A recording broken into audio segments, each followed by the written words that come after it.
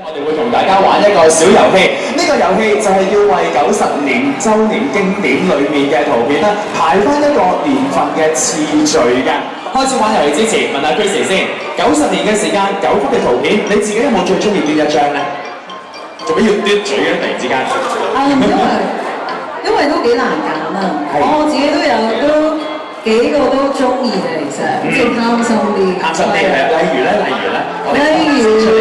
例如白雪公主啦，即7個小矮人啦，咁仲有Winnie the Pooh啦，咁我又中意 Bambi 啦，咁我當然中意有呢一幅嘅即係好經典嘅相啦，係啦。我哋再揀落去，其實都係會揀晒㗎啦，因為我相信喺迪士尼當中咧，每一瞬間喺大家眼裏邊都係唔同嘅經典嚟嘅。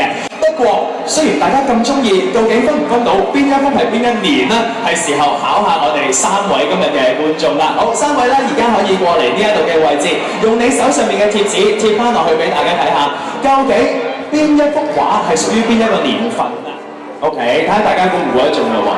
Chrissy， 你有冇心水咧？如果我要你玩呢個遊戲，排翻呢9張嘅次序，係啊，都可以試下嘅，因為佢睇佢嗰啲相咧，即係嗰個色啊，同埋佢某一啲嘅，即係個顏色嘅編佈啦，即係譬如黑白相啦，咁我就會估係即係最早期啲嘅，即係佢哋都大概都可以估得出嘅。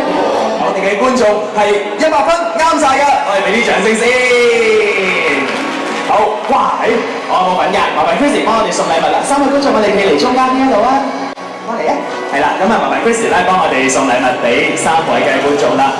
的而且確啦，迪士尼喺咁多年當中，無論係大人定係小朋友，無論係男生定係女生啦，大家都係咁